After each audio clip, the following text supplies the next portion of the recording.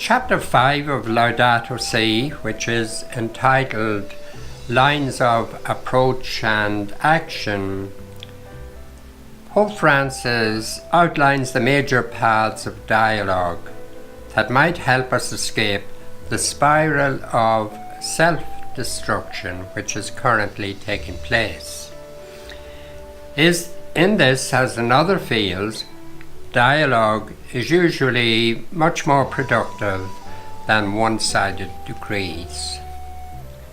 He begins with what can be done on an international level. He notes the growing conviction among people that our planet is a homeland and that humanity is one people living in a common homeland. There is, in other words, interdependence, but certain lifestyles and models of production don't favour this. They affect everyone somewhat negatively. And therefore, we need a global solution, a global consensus. Production, what he emphasises as one world with a common plan. One world with a common plan.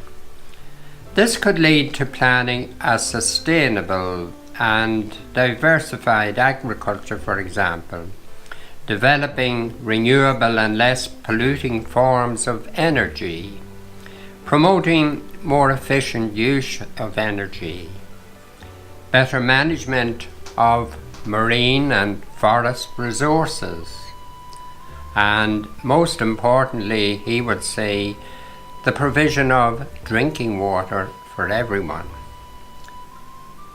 As soon as possible, he says, action is needed to replace coal, oil and gas as sources of energy and to find sources of renewable energy. Despite the advances by the ecological movement, world summits on the environment have not really reached sufficiently effective agreements.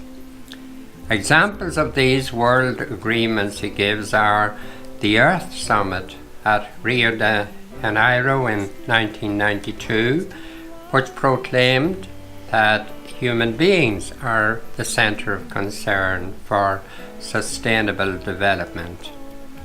And then the Basel Convention on Hazardous Wastes, the Binding Convention on International Trade in Endangered Species of Fauna and Flora, and the Vienna Convention for the Protection of the Ozone Layer, with the implementation of that through the Montreal Protocol and amendments to that. But all of these, while they have been important, in regard to the growth of the desert, climate change, and reducing greenhouse gases, not much has really taken place. And that's mainly due, he thinks, to the selfishness, you could say, of some of the more powerful nations. They want to make sure that their own interests are protected, and this comes before the global common good. Moreover, the cost of reducing pollutant gas and emissions needs to be borne mainly by the richer nations.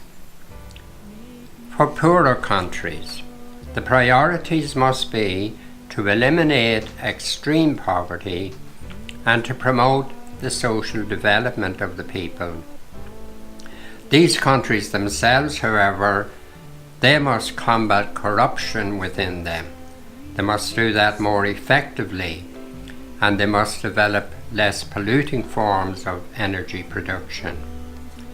However, for this they need financial and technical help from the richer nations. International agreements are needed while respecting the sovereignty of each country.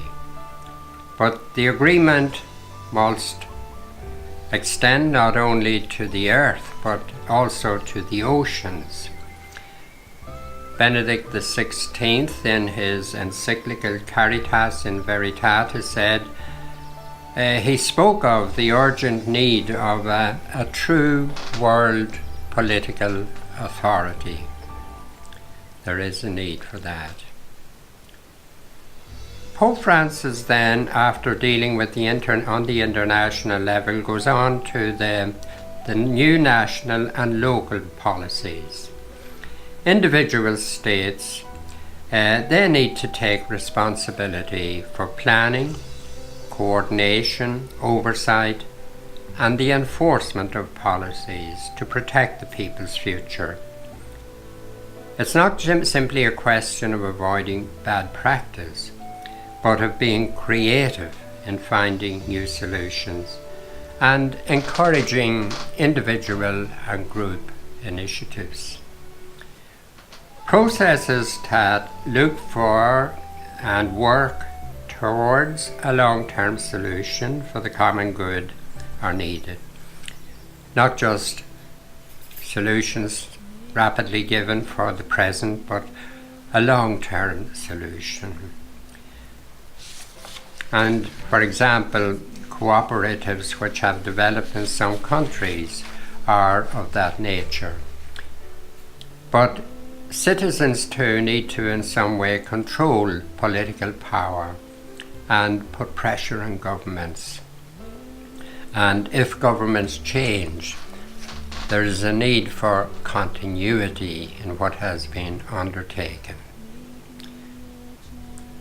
The Pope then goes on to urge dialogue and transparency in decision making. There must be transparent political processes, a free exchange of views from the beginning, which should lead to a consensus among the stakeholders and also with the participation of the local population. Risks and foreseen benefits need to be balanced in some way. Especially that is true if there is a danger of real damage to the environment.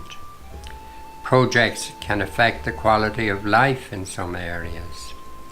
And so a lot of questions at this stage need to be asked. What will it accomplish? Why? Where? For whom? What are the risks? What are the costs? Who will pay the costs? Will it affect the availability of water? And if objective information suggests that serious and irreversible damage may result, a project should be halted or modified, even if there is no undeniable proof. Here, the burden of proof is effectively reversed, he says. It must be shown that the project will not cause serious harm. Then, in a section on politics and economy and dialogue for human development or human fulfillment, the Pope urges the need for a frank dialogue in the service of life, especially human life. He says that the problem of the real economy has not been confronted with vigour. Where profits or market forces rule the economy, no account is taken of factors such as the rhythms of nature, the phases of decay and regeneration, the complexity of the ecosystems, and therefore more diversification and more innovation may be better than a more rapid pace of development. So there needs to be, in some areas of the world, decreased growth in order to provide resources for other places to experience a healthy growth. There's need too a responsible reflection on the meaning of the economy and its goals, with an eye to correcting its malfunctions and misapplications. Progress means that all technological and economic development leads to a better world and an integrally higher quality of life. So all progress has to aim at those things. Some economic sectors exercise more power than the states themselves, but economics without politics cannot be justified. What is needed is a politics which is far-sighted, and he spoke of that, I think, earlier in the document as well. A politics which is far-sighted and capable of a new, integral and interdisciplinary approach to handling different aspects of the crisis.